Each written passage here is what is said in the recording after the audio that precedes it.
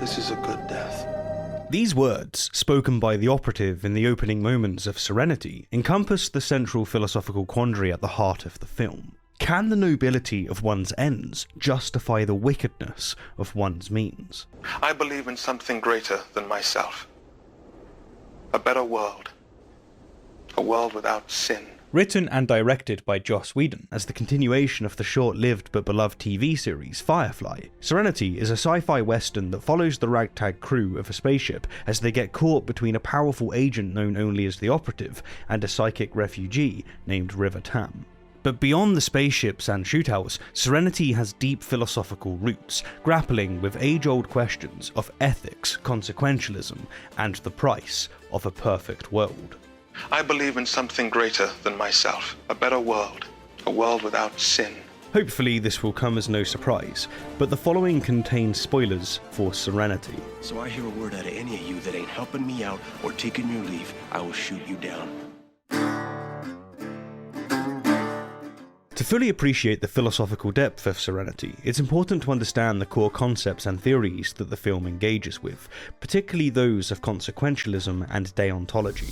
Consequentialism is the ethical view that the morality of an action depends solely on its consequences, rather than any intrinsic property of the action itself. In other words, consequentialists believe that what makes an action right or wrong is the outcome it produces, not the nature of the action per se.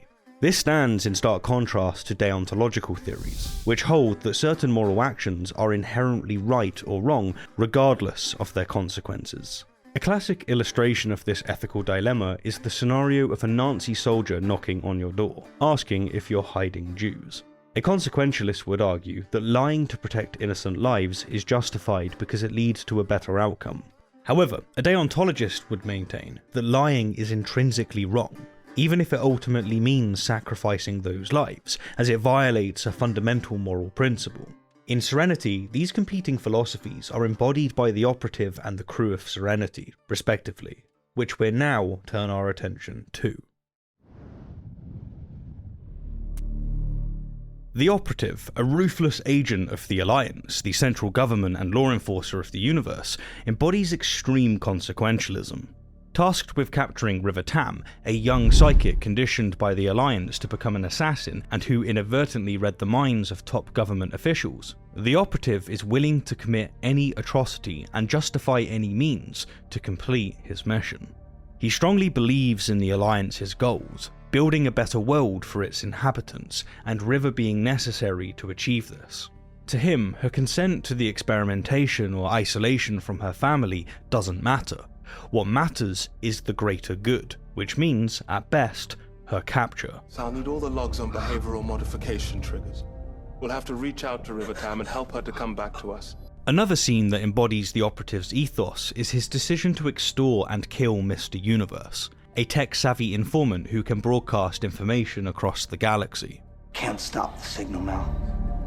Everything goes somewhere, and I go everywhere. Treating Mr. Universe as a means to an end, the Operative coerces him to entrap Mao and his crew, and then kills him when he's no longer of use. But the most vivid instantiation of the conflict between the Operative's greater good and the more deontological views of Mao and the crew occurs at Haven. The Alliance attacks a settlement friendly to the crew of Serenity, which is slaughtered to the last man, woman, and child. As Mao soberly reflects on the death of his friends and allies, the Operative appears on a monitor to speak with him. I'm sorry. If your quarry goes to ground, leave no ground to go to. The Operative recognizes the horror of what he does, but deeply believes it will result in a better world. For the pure consequentialist, there are no bad tactics, only bad targets. So if killing children will lead to his goal, he will, and does, do it. I don't murder children. I do. If I have to. These examples demonstrate the Operative's stubborn adherence to consequentialist ethics, his readiness to justify any means to serve his perceived higher power. But the moral good in the Firefly universe isn't, perhaps surprisingly, pure deontology. No. Mao, at least, is not one for sticking to hard rules. Well, that makes you kind of a tease, doesn't it?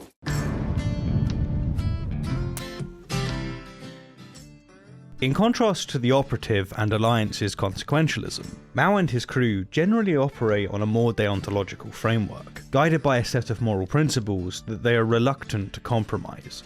They recoil with disgust at the Operative's willingness to sacrifice innocence and believe that there are lines that should not be crossed, even in the pursuit of a supposed greater good. This deontological approach is demonstrated several times throughout the film.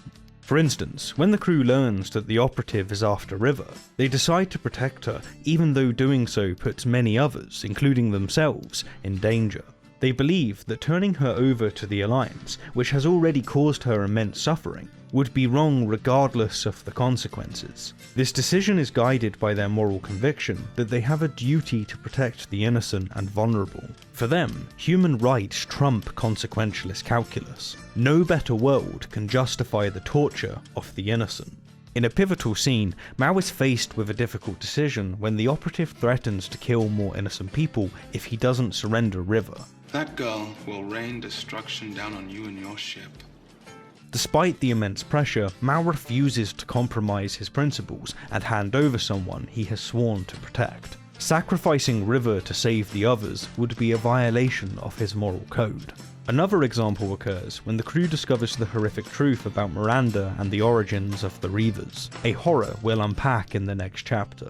The crew decides to expose the Alliance's crime, even though it means risking the relative peace, risking a potential war. They feel a moral obligation to reveal the truth, regardless of the consequences, because they believe the public has a right to know about the atrocities committed by their government. In general, then, the crew upholds a deontological ethos. Well, except for Jane, of course, who's chaotic neutral, a true mercenary. But Captain Mao will, when pressured, embrace consequentialist thinking. And since the best example of this features a trolley, it would be a crime not to bring up the trolley problem. Imagine a runaway trolley that's barreling down a track and 5 people are tied to the track ahead. You are standing next to a lever, or a lever if you're from the Wild West, that could divert the trolley onto a sidetrack. But there's a catch. There is one person tied to that sidetrack. Hence, if you do not pull the lever, 5 people will die. Whereas if you do pull the lever, you will send a trolley into one innocent person. The question is, would you pull the lever, sacrificing one person to save 5? For a utilitarian, the answer is clear. Pulling the lever is the right choice because it produces the best overall consequences, minimizing the loss of life. If River represents the innocent person on the sidetrack, the Operative and the Alliance will gladly throw the trolley her way.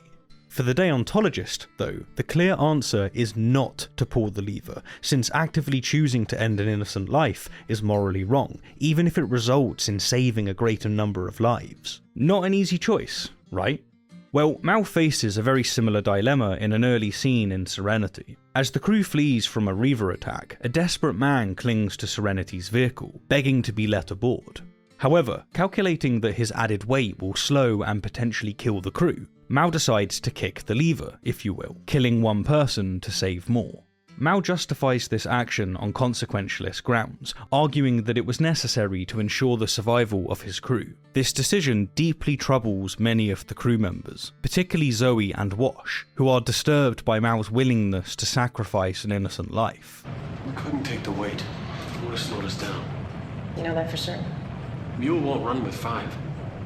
This scene once again illustrates the tension between consequentialist and deontological ethics. From a consequentialist perspective, Mao made the right choice. He maximized the number of survivors. But from a deontological standpoint, he violated the fundamental principle of not treating others as a means.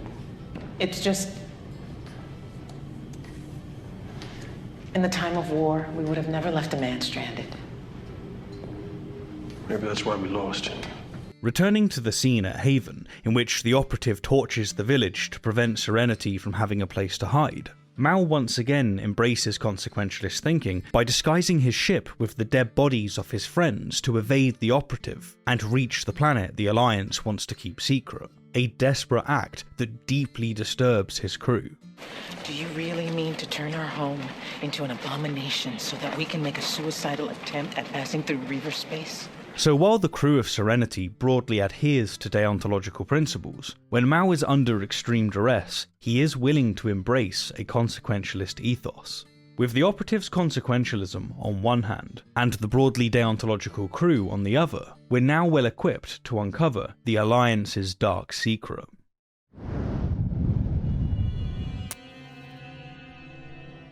In the Firefly universe, a faction of men, if you will, possess a terrifying presence: the Reavers. They are the stuff of nightmares, the boogeymen that haunt the darkest corners of space. You never heard of Reavers? You know, campfire stories, men gone savage on the edge of space, killing. They're not stories. If they take the ship, they'll rape us to death, eat our flesh, and sew our skins into their clothing. And if we're very, very lucky, they'll do it in that order. And they do this without even a hint of mercy.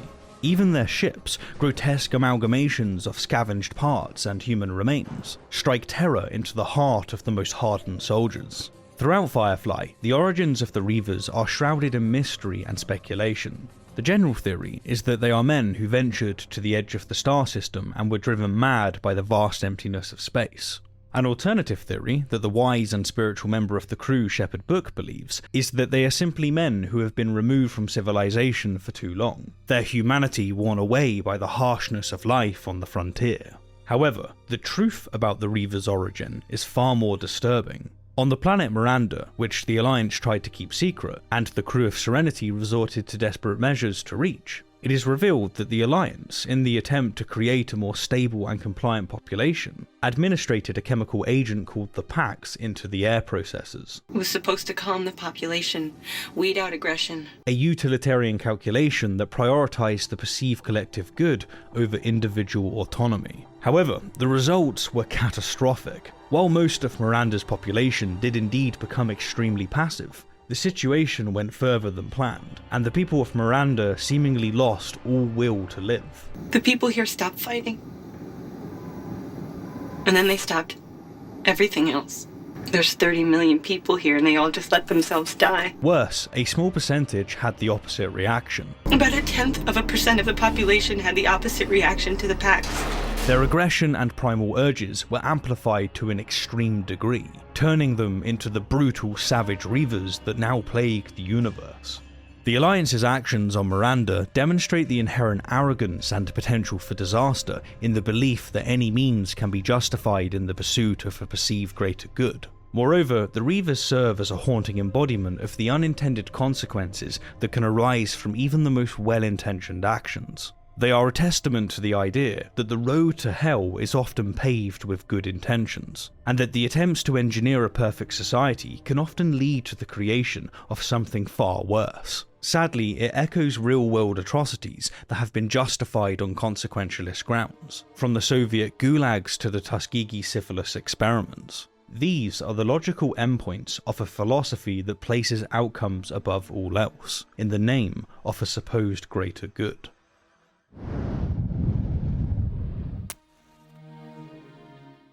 As the truth about Miranda and the Reavers is revealed, the operatives' faith in the Alliance and idealized consequentialist philosophy begins to crumble. Confronted with the horrifying reality of the government's actions and their devastating consequences, he is forced to question the very foundations of his beliefs. It highlights a turning point where he begins to question whether the ends truly justify the means. Though the operative hints at a profound disillusionment, surrendering the role of Utilitarian Enforcer and seemingly unwilling to act further without the foresight of the consequences, it is not clear that he has entirely abandoned his consequentialist beliefs.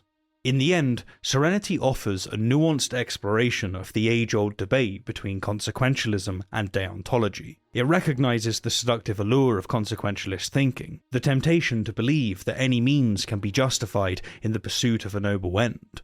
But it also exposes the dangers of this approach, the way it can lead to horrifying unintended consequences and the erosion of basic human rights and dignities.